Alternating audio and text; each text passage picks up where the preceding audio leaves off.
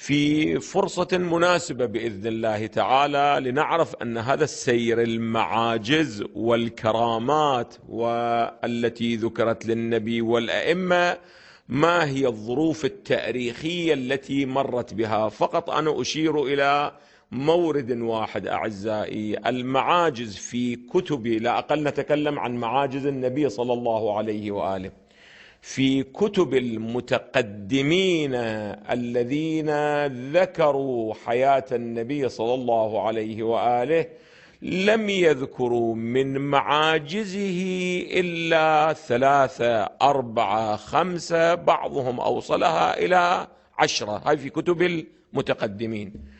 ولكنه عندما نصل إلى القرن الرابع والخامس والسادس تصل معاجزه إلى 3000 معجزة. هسه من ينطل عن هذني لا نعلم واقعا، ما هو مصدرها لا يعلم واقعا،